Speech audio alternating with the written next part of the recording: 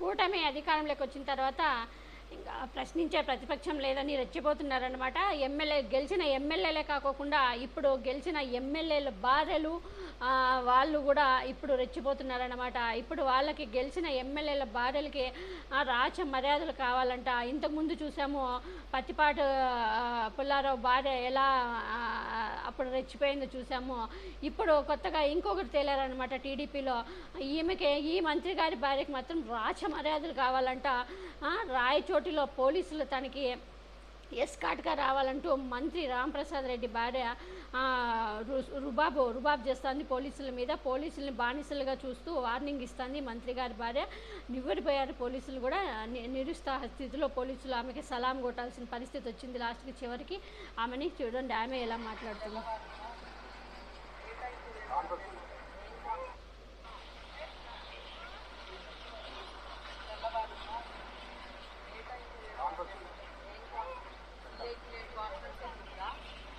వచ్చాననుకున్నావా? డ్యూటీలో రావాలని చెప్పి యూనిఫామ్ కూడా లేదా నువ్వు? దేనికి సారీ? ఏంటి పొరపాటు? గవర్నమెంటే కదా ఇస్తుండే జీతము. వైసీపీ వాళ్ళు ఏమైనా ఇచ్చారా? మరి డ్యూటీ చేస్తున్నారా లేకపోతే ఏమన్నా మీకోసం అర్ధగంట నుంచి వెయిట్ చేస్తాము.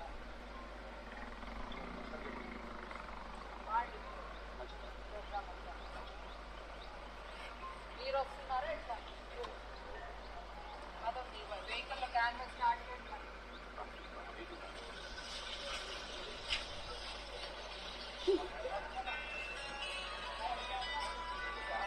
మంత్రి భార్యకి రాచ మర్యాదలు కావాలంటే ఏం వైసీపీ ఇస్తుందా? డబ్బులు మీకు జీతాలు గవర్నమెంట్ కదా ఇస్తాండి. అంటే గవర్నమెంట్ జీతం ఇచ్చిన గవర్నమెంట్కి ఎవరు? ప్రజల సొమ్ము కదా. ప్రజల సొమ్ముతో వాళ్ళకి జీతాలు ఇస్తున్నారు. ప్రజలు ట్యాక్సులు కడితేనే ఆ డబ్బులతో పోలీసులకు జీతాలు ఇస్తున్నారు. ఈమె సొంతంగా ఏమన్నా ఏమి ఇస్తుందా? సొంతంగా లేకుంటే ఆ మంత్రి గారు ఎవరు ఆయన ఇస్తున్నారా సొంతంగా ఏమన్నా? టీడీపీ ప్రభుత్వం టీడీపీ ఏమన్నా అకౌంట్లో నుంచి డబ్బులు ఇస్తుంది వీళ్ళకి పోలీసులకి జీతాలకి. కానీ ఇలా ఉంటుంది రాచ. కానీ వీళ్ళందరికీ కావాల్సింది ఎందుకంటే ఈ ఉద్యోగులు ఈ వీళ్ళంతా కూడా ఏదో జగన్మోహన్ రెడ్డి గారు 4-5 రోజులు లేటుగా జీతాలు ఇస్తున్నారని 1వ తారీఖు ఇవ్వలేదని జగన్మోహన్ రెడ్డి గారి మీద రివర్స్ అయ్యి వీళ్ళంతా కఠినంగా వీళ్ళంతా ఏమనంటే వీళ్ళంతా ఎలాగైనా ఓడించేయాలి జగన్మోహన్ రెడ్డి గారిని కంకణం కట్టుకొని లాస్ట్కి సాధించారని చెప్పాలి. వీటిని జగన్మోహన్ రెడ్డి గారు కూడా మరి తెలుసో తెలియకో మరి సీరియస్గా తీసుకోలేదు. మరి ఆ జగన్మోహన్ రెడ్డి గారికి పోయిందో లేదో కూడా తెలియదు. కానీ 5 ఏళ్ళు మాత్రం జగన్మోహన్ రెడ్డి గారు బాగా ఎక్కడ మీడియా ముందుకు రాకోకుండా మాట్లాడుకోకుండా నిద్రపోయాడని చెప్పాలి. ఏం చేస్తాం? ఏమన్నా మాట్లాడితేగినా